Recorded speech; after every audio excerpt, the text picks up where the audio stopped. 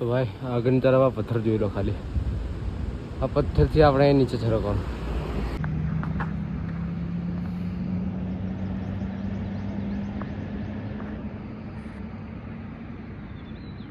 નજારો જોઈ લો કે આવી રીતે છે.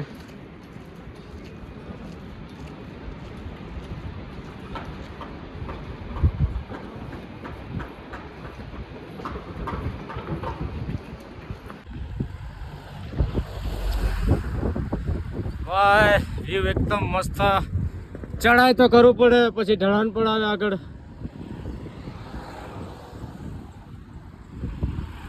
તો ભાઈ આપણે પહોંચી ગયા છે બદ્રીનાથ. આપણે કાલ સવારે દર્શન કર. હર હર મહાદેવ. જય હિન્દ. કેમ છો મિત્રો બધા? મજામાં હશો અને મસ્ત છો.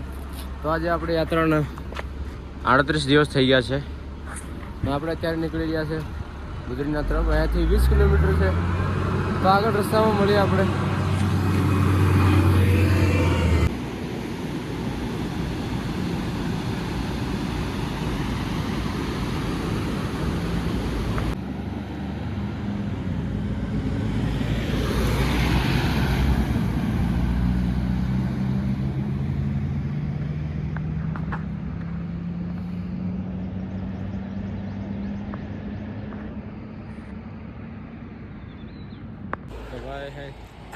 બહુ મતલબ ચડાવ છે એટલે આપણે કારના થોડી વાર બેઠા છે. અહીંયાથી બેન પછી આપણે પાછા નીકળ્યા આગળની તરફ. તો ભાઈ આગળની તરફ આ પથ્થર જોઈ લો ખાલી. આ પથ્થરથી આપણે નીચે છરકવાનું. ચાલતા અહીંયા સુધી તો પહોંચી ગયા છે. ત્યાંથી બદ્રીનાથ 11 કિલોમીટર છે ભાઈ. તો આપણે તો અહીંયા તક પહોંચી ગયા છે. હજુ આગળ આપણે ચાલશું જઈશું. હમણાં ચડાવવાળો રસ્તો વધારે છે. સામેની તરફ બરફનો પહાડ. તો ભાઈ અત્યારે આપણે બપોર થઈ ગઈ છે ને અહીંયા આપણે થોડો નાસ્તો કરી લઈએ. જે પરાઠો, દહીં અને મેગી 50 રૂપિયા, 30 રૂપિયા. તો બસ અહીંયાથી થોડો નાસ્તો કરીને પછી આપણે આગળની તરફ નીકળીએ. અત્યારે તો તડકો છે.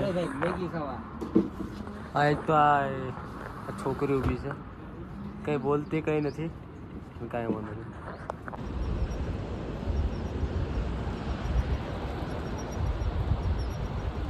વ્યૂ જોઈ લો, એટલો સુંદર છે ભાઈ.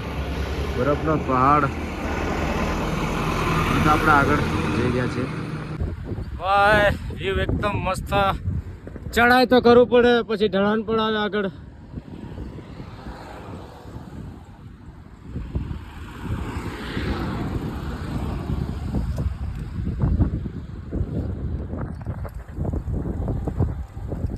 આપણે એટલા ચાલ્યા છે ને કે પાણી નથી હોતું. આપણા ખાલી છે, એક ઘૂંટ પાણી છે અંદર.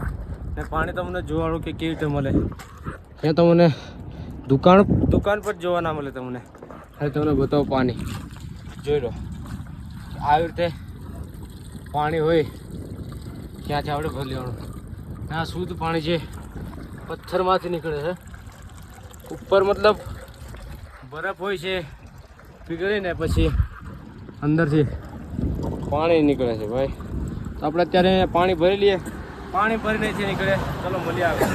આપણે પહાડમાં એક વસ્તુ જોવા મળ્યું. આ પહાડ છે, ત્યાંથી આપણે જવાનું છે. જોઈ લો, જસ્ટ જોઈ લો ખાલી. આ પડે તો શું હાલત થાય. આ ખાલી અટકેલું તો છે ને આપણે અહીંથી જવાની જ છે.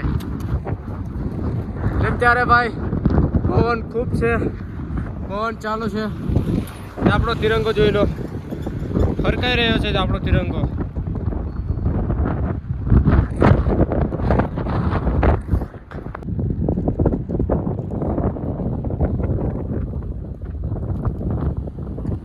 ભાઈ અત્યારે આપણે બદ્રીનાથ પહોંચવાયા છે. ફક્ત અહીંયાથી બદ્રીનાથ 4 કિલોમીટર છે. માળા 8, માળા 5, 58. અત્યારે વાતાવરણ પણ એકદમ ઠંડક છે.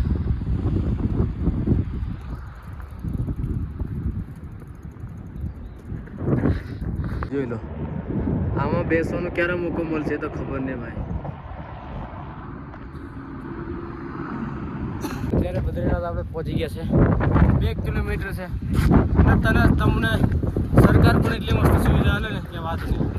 કેમ કે તમે કારની અંદર બેન થાકી જાઓ, બાઇકમાં બેન થાકી જાઓ, હેલિકોપ્ટર વાળો તો ડાયરેક્ટ કરે એટલે હોય એટલે તમારે જતી જતી એક્સરસાઇઝ આ પહેલાં આ એક્સરસાઇઝ કરવાની, આ ભાઈ થાયની એક્સરસાઇઝ, આ બોડી ના પેલી કમર ફોડવાની.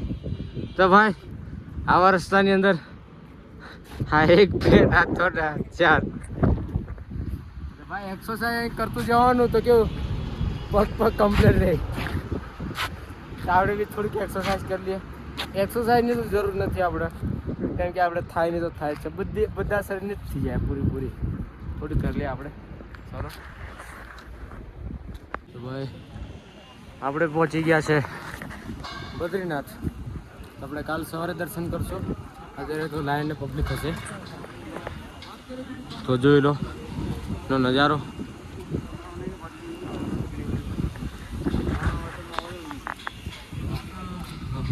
નજારો જોઈ લો કે આવી રીતે છે.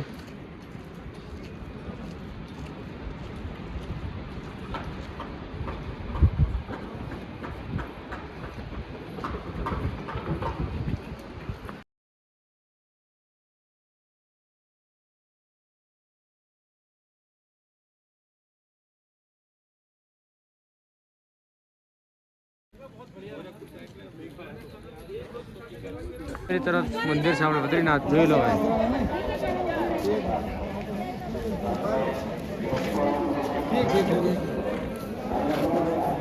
તો આ રહ્યું સામની તરફ જમુનાનગર નિવાસ. આપણે ઉત્તર ગુજરાત નિવાસ. તો આપણે અહીંયા રોકાયા છે ને. અહીંયા એક દિવસના આપણે લગભગ 200 રૂપિયા લે છે. મતલબ એક દિવસ માટે રોકાવું તો અહીંયા 200 રૂપિયા. સુવા માટેનું બધું જ આપે. આપણી સાયકલ અહીંયા મૂકી દીધી છે ભાઈ લોક મારીને. આ રહ્યો આપણો હોલ એરિયા માટે. અત્યારે તો કોઈ પણ નથી, મેં ખાલી બે જ છીએ અહીંયા. ભાઈ વિડીયો સારો લાગે તો લાઈક સબસ્ક્રાઈબ જરૂર કરી દેજો. તો બસ અહીંયા સુધીનો વિડીયો હતો. આવતીકાલે આપણે દર્શન કરીશું. ત્યાં મળીએ આગળ. હર હર મહાદેવ. આવ્યું આપણું સામાન.